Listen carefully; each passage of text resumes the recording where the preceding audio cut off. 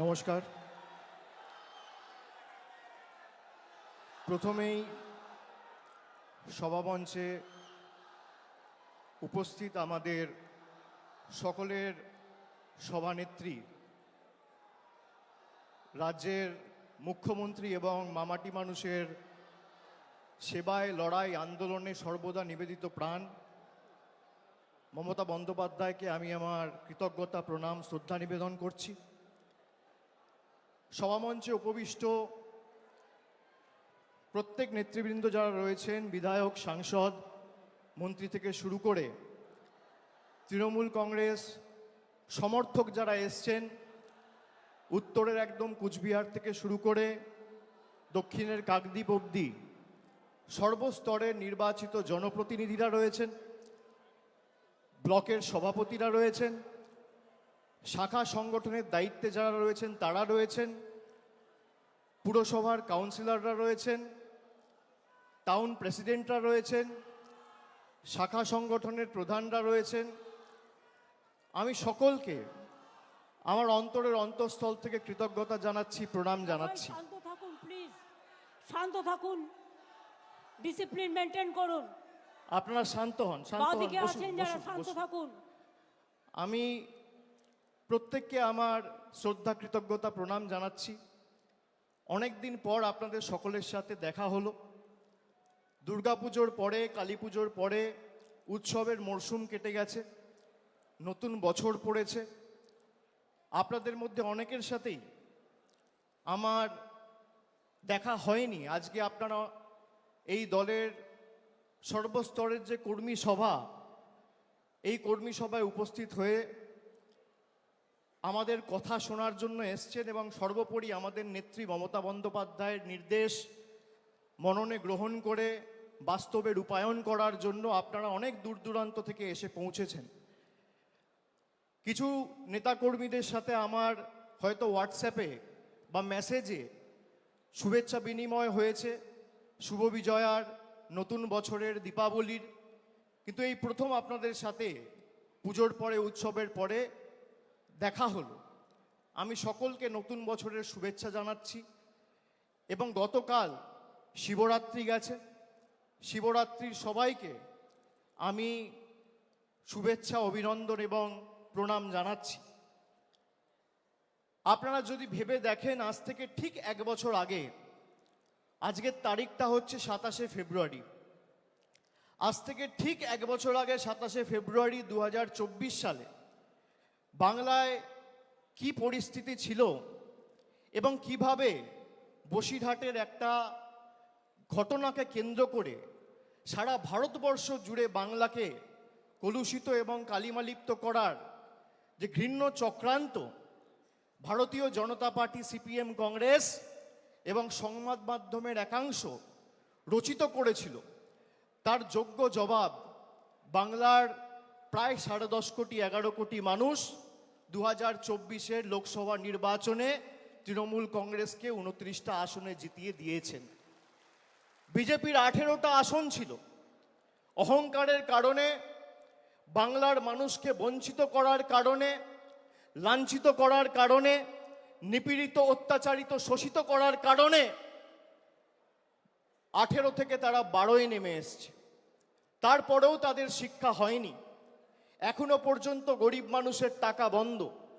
আমরা 2024 সালে নির্বাচন লড়ার সময় বলেছিলাম যে আমরা 3 মাস 4 মাস অপেক্ষা করব, তারপরও যদি গরিব মানুষের আবাসের টাকা কেন্দ্রের সরকার না দেয়, তাদের টাকায় আমরা বেঁচে থাকি না, তাদের দয়া দাক্ষিণ্যে বাংলার মানুষ থাকে না।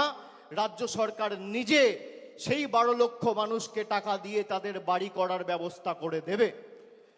রাজ্য সরকার কথা দিয়েছিলেন, আমাদের মুখ্যমন্ত্রী সেই কথা রেখেছেন। 31শে ডিসেম্বর 2024-এর আগে 12 লক্ষ মানুষকে বাড়ির প্রথম কিস্তির টাকা সরাসরি ডাইরেক্ট ব্যাংক ট্রান্সফার করে তাদের অ্যাকাউন্টে পৌঁছে দিয়েছেন। আমরা বলেছিলাম 100 দিনের লড়াই আমরা দিল্লি অবধি নিয়ে যাব, তারপরও যদি বিজেপি টাকা না দেয়, আমাদের মামাটি মানুষের সরকার আমরা বিকল্প অর্থের ব্যবস্থা করে সেই 59 লক্ষ জব কার্ড হোল্ডার প্রকৃত প্রাপক যারা তাদের টাকা তাদের ব্যাংক অ্যাকাউন্টে পৌঁছে দেব। নির্বাচন ঘোষণা হওয়ার আগে কলকাতার রেড রোড থেকে মমতা বন্দ্যোপাধ্যায় ঘোষণা করেছিলেন যে আমরা এদের দয়া দাক্ষিণ্যে বেঁচে নেই। অনেক লড়াই করেছি, আন্দোলন করেছি, এদেরকে রাজনৈতিকভাবে হারিয়েছি, আর এদের কাছে আমরা মাথা নত বা বশ্যতা স্বীকার করব না। আমাদের মামাটি মানুষ সরকার এই 59 লক্ষ প্রকৃত প্রাপককে 100 দিনের টাকা তাদের ব্যাংক অ্যাকাউন্টে পৌঁছে দেবে। আমরা দিয়েছি, কিন্তু আমার কোথাও যেন মনে হয়েছে নির্বাচন গেছে, তারপরও একের পর এক ষড়যন্ত্র হয়েছে এবং আমাদের দল সর্বোপরি এই রাজ্য পশ্চিমবঙ্গকে ছোট করার একের পর এক ষড়যন্ত্র চক্রান্ত পরিকল্পনা করেছে। যত পরিকল্পনা হয়েছে তত এরা মুখ থুবড়ে পড়েছে। আপনারা দেখেছিলেন সন্দেশখালি থেকে শুরু করে আরজিকর থেকে শুরু করে কিভাবে পশ্চিমবঙ্গকে সারা দেশের কাছে এরা ছোট করেছিল। এদের গায়ে জ্বালা কি যে বাংলার মানুষকে এরা ভুল বোঝাতে পারেনি। এরা বাংলাকে গুজরাট, উত্তরপ্রদেশ, মধ্যপ্রদেশ করতে পারেনি।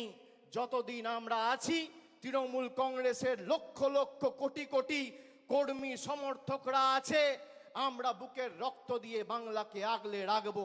বিজেপির কাছে সব থাকতে পারে, ইডি আছে, সিবিআই আছে, বিচার ব্যবস্থার একাংশ আছে, সংবাদ মাধ্যম আছে, লক্ষ লক্ষ কোটি কোটি টাকা আছে, ইলেকশন কমিশন আছে, ইনকাম ট্যাক্স আছে, কিন্তু তৃণমূল কংগ্রেসের মতো বুকের রক্ত দিয়ে দলকে আগলে রাখার মতো একটা কর্মী এরা 10 বছরে তৈরি করতে পারেনি। এটাই আমাদের আর তাদের মধ্যে পার্থক্য। ইতিমধ্যেই আপনারা দেখেছেন ভোটার লিস্টের কাজ হয়েছে নভেম্বর ডিসেম্বর মাসে। আমি এমএলএ সহ ব্লকের সভাপতি যারা আছে তাদেরকে বলবো কোথাও আমাদের কাজে যেন কোনো রকম শিথিলতা না আসে। তার কারণ বিজেপি যে করে হোক কিভাবে বাংলাকে কলুষিত করেছে আপনারা বিগত দিনে দেখেছেন। আগামী 26-এর লড়াইয়ের জন্য আমাদের প্রস্তুত থাকতে হবে। আমরা যতবার লড়েছি এদেরকে গোহারা হারিয়েছি। আমাদের লক্ষ্য, মমতা বন্দ্যোপাধ্যায় গত মাসে বিধানসভা থেকে বলেছে 2/3 বেশি আসন নিয়ে তৃণমূল ক্ষমতায় আসবে। 2/3 মানে 195 বা 196টা আসন। আমি আপনাদের বলবো আমরা 214টা আসন 2021-এ পেয়েছিলাম। সেই লক্ষ্য অবিচল থেকে আমাদের সেই মাপকাঠি পেরিয়ে 215-র বেশি আসন নিয়ে চতুর্থবার যাতে বাংলার মুখ্যমন্ত্রী মমতা বন্দ্যোপাধ্যায় হয় সেটা আমাদের সকলকে সুনিশ্চিত করতে হবে। লড়াইয়ে 1 ছটাক জমি ছাড়া যাবে না। সর্বস্তরের কর্মী সমর্থক সবাইকে নিয়ে কাজে নামতে হবে। কে কবে ফোন করে নির্দেশ দেবে তারপর কাজ করব। নিজেরা যারা দলকে ভালোবাসেন মানুষের কাছে যান।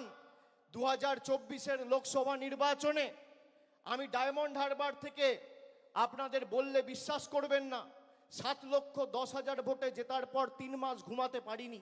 তার কারণ আমি এই ঋণ কিভাবে পরিশোধ করব, আমি এই ভালোবাসা কিভাবে পরিশোধ করব, আমি 3 মাস ঘুমাতে পারিনি। তারপর মানুষের কাছে সেবাশ্রয় নিয়ে গেছি। একটা এমএলএ, একটা ব্লক সভাপতি, একটা পঞ্চায়েতের মেম্বার, একটা কাউন্সিলর, মিউনিসিপ্যালিটির চেয়ারম্যান, ব্লকের সভাপতি, টাউনের প্রেসিডেন্ট নিজের কাছে ক্ষমতা কুক্ষিগত করে রাখলে হবে না। মানুষের কাছে মানুষের দাবি নিয়ে মমতা বন্দ্যোপাধ্যায়ের জনমুখী কর্মসূচি পৌঁছে দিতে হবে। এটাই আমাদের লক্ষ্য থাকা উচিত।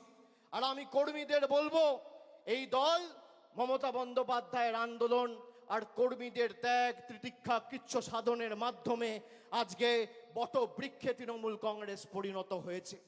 যারা বুথে বসে প্রাণ দিয়ে পোস্টার মারছেন, ব্যানার লাগাচ্ছেন, দেওয়াল লিখছেন, মিছিলে হাঁটছেন, তারাই তৃণমূল কংগ্রেসের আসল সম্পদ।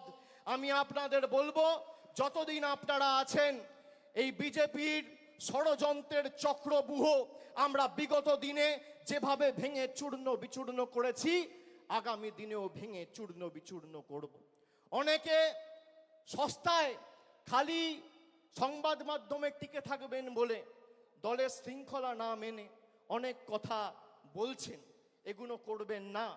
যদি কেউ দলকে ভালোবাসেন সে কোনোদিন দলের শৃঙ্খলার বাইরে যাবে না। একটা কর্মী কোনোদিন দলের শৃঙ্খলার বাইরে যায় না। আমি এমএলএ, আমার কত ক্ষমতা, আমি দলের মুখপাত্র, আমার কত ক্ষমতা, আমি দলের সাংসদ, আমার কত ক্ষমতা, আমি টাউন চেয়ারম্যান, আমার কত ক্ষমতা দেখাতে গিয়ে আপনি দলকে ছোট করছেন। আর যারা এই কাজগুলো করেছে, একদিকে ভালো হয়েছে, তাদেরকে চিহ্নিত করা গেছে। বিগত দিনে যারা দলের সাথে বেইমানি করেছিল, মুকুল রায়, শুভেন্দু অধিকারী, এদেরকে চিহ্নিত করার কাজটা আমি করেছিলাম। আগামী দিনেও যদি কেউ দলের সাথে বেইমানি করে, এদের চিহ্নিত করে এদের লেজে গোবরে করে প্যাকেট করে বাংলা ছাড়া করার দায়িত্বটা আমি আমার কাঁধে তুলে নিলাম। বাজারে রটিয়ে দেওয়া হচ্ছে অভিষেক বন্দ্যোপাধ্যায় বিজেপিতে যাবে। আরে আমার গলা কেটে দিলে কাটা গলা থেকে মমতা ব্যানার্জি জিন্দাবাদ বেরোবে। আমি বেঈমান নই। বাজারে ছড়িয়ে দেওয়া হচ্ছে নতুন দল আসছে, বিজেপির হাতে কলকে আর তামাক খেয়ে কয়েকটা সংবাদ মাধ্যম আর দু চারটে সাংবাদিক এই কাজটা করছে। আমি তাদের নাম করে এই সবার পরিবেশ নষ্ট করব না। আর খবরে যা দেখবেন, আমি আপনাকে বলছি 100তে 100টাই মিথ্যে। কোনো খবরের কথায় বিশ্বাস করবেন না। কালকে খবরে দেখানো হয়েছে অভিষেক বন্দ্যোপাধ্যায়ের বিরুদ্ধে ইডি চার্জশিট দিয়েছে, সিবিআই চার্জশিট দিয়েছে। 28 পাতার চার্জশিট, দু জায়গায় খালি আমার নামটা লিখেছে। তাও অভিষেক বন্দ্যোপাধ্যায় কে, বাড়ি কোথায়, সাংসদ না বিধায়ক না পঞ্চায়েত প্রধান, কোথায় থাকে, কার ছেলে, কোনো পরিচয় নেই। বিজেপি নেতারা যেমন ভাব বাচ্চে কথা বলতো, ইডি সিবিআই এখন ভাব বাচ্চে কথা বলছে। এই ভয়টা দেখে আমার ভালো লেগেছে। খবরে যা বেরোয় 100তে 100টাই মিথ্যে, আমি আপনাকে বলছি। 12 লক্ষ মানুষকে বাড়ি দিয়েছে আমাদের সরকার। একদিন একটা খবর দেখেছেন? 2.5 কোটি মানুষকে, 2.5 কোটি মহিলাদের, মায়েদের, দিদিদের, বোনেদের নিজের গচ্ছিত সঞ্চিত সরকারি রাজ্য সরকারের কোষাগার থেকে আমাদের সরকার লক্ষ্মীর ভান্ডার দিয়েছে 50,000 কোটি টাকা খরচা করে।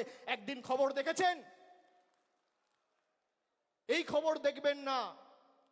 পথশ্রীতে প্রায় গত 3 বছরে 15,000 কোটি টাকা খরচা করে প্রায় 24,000 কিলোমিটার রাস্তা তৈরি করেছে। খবরে দেখেছেন?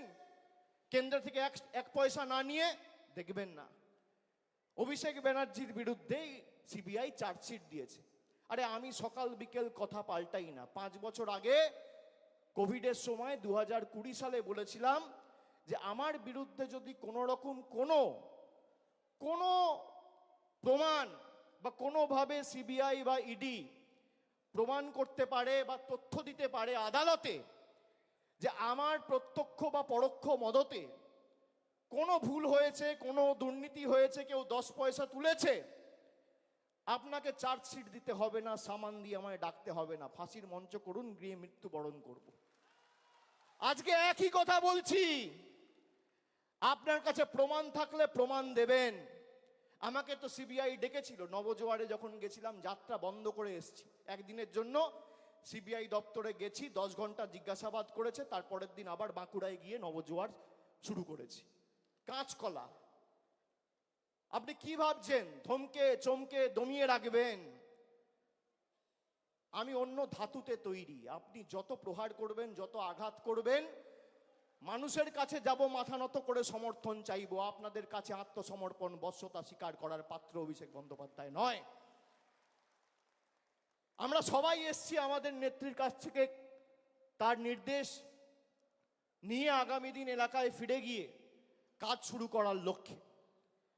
খুব সম্ভবত 3 তারিখ থেকে উচ্চ মাধ্যমিক পরীক্ষা রয়েছে। উচ্চ মাধ্যমিক শেষ হওয়ার পরে আমাদের হাতে বেশি সময় নেই। অনেকে ভাবছেন 1 বছর সময় রয়েছে এখনো, তারপর নির্বাচন হবে। এক বছরের মধ্যে 2 মাস 3 মাস বর্ষা রয়েছে, তার মধ্যে 15 দিন পরীক্ষা রয়েছে, 2 মাস কালী পুজো, দুর্গা পুজো, দেখতে গেলে হাতে 4-5 মাসের বেশি সময় নেই। এখন থেকে মাঠে নামুন, রাস্তায় থাকুন, অতন্দ্র প্রহরীর মতো বাংলাকে আগলে রাখুন। যেখানে দরকার হবে আপনারা যে পাড়ায় যেতে বলবেন, যে বুথে ঢুকতে বলবেন, আগামী দিনে আমি যাব, কথা দিয়ে যাচ্ছি। কিন্তু লড়াইটা নিজের কাঁধে তুলে নিয়ে 214 থেকে একটা আসন হলেও আমাদের বাড়াতে হবে। 2026-এ আমাদের লক্ষ্য যে কটা আবর্জনা বিজেপির, ওই 70-75টা তো জিতেছিল, তার মধ্যে 10 জন চলেই এসছে, আর নির্বাচন হয়েছে সেখানেও তৃণমূল কংগ্রেস জিতেছে। নির্বাচন যখনই হয়েছে, যারা বিজেপি থেকে এসে তৃণমূলের প্রার্থী হয়ে নির্বাচনে দাঁড়িয়েছে, মানুষ তাদের দুহাত তুলে সমর্থন করেছে। আমি আপনাদের অনুরোধ করব, 1 বছর আগামী সবকিছু ভুলে গিয়ে, নিজেদের মধ্যে ভেদাভেদ ভুলে গিয়ে, মানুষের কাছে ঐক্যবদ্ধ হয়ে, মানুষের কাছে গিয়ে সরকারের যে জনমুখী প্রকল্প এবং জনসংযোগ আরো আগামী দিন কিভাবে নিবিড় করে তোলা যায় সেই দিকে নজর দিন। ষড়যন্ত্র করে কোনো লাভ নেই। যারা হোয়াটসঅ্যাপ গ্রুপে রাজনীতি করতে চান, এসব করে কোনো লাভ নেই। মানুষের পাশে দাঁড়িয়ে মানুষের জন্য কাজ করতে হবে। আর যারা চক্রান্ত করবেন তারাই আক্রান্ত হবেন। মানুষের জন্য কাজ করতে গেলে মানুষ কিসে খুশি, মানুষ কিসে অখুশি, কি প্রয়োজন, কোথায় জল যাচ্ছে না, কোথায় কে কন্যাশ্রী পাচ্ছে না, কোথায় কে লক্ষ্মীর ভাণ্ডার পাচ্ছে না, আমাদের সেই কাজগুলো সুনিশ্চিত করতে হবে। এটাই তো বাংলার বৈশিষ্ট্য। নানা ভাষা, নানা মত, নানা পরিধান, বিবিধের মাঝে দেখো মিলন মহান। বৈচিত্র্যের মধ্যে একতা। আমরা বারবার সেই বৈচিত্র্যের মধ্যে একতাকে মূল মন্ত্র এবং পথ চলার পাথেয় করে এই লড়াই লড়েছি, আগামী দিনও লড়ব। এক চুল এক ছটাক জমি বিজেপি সিপিএম কংগ্রেসকে ছাড়বো না। এদের যত ক্ষমতা আছে প্রয়োগ করুক, মানুষের সমর্থন নিয়ে তৃণমূল কংগ্রেস আগামী দিন 215-এর বেশি আসন নিয়ে ক্ষমতায় আসবে, এই বিশ্বাস আমি রাখি। আমি বক্তব্য দীর্ঘায়িত করব না। আপনাদের সকলকে আরেকবার কৃতজ্ঞতা, প্রণাম, অভিনন্দন, শ্রদ্ধা জানিয়ে আমার বক্তব্য শেষ করছি। জয় হিন্দ, বন্দে মাতরম, জয় বাংলা।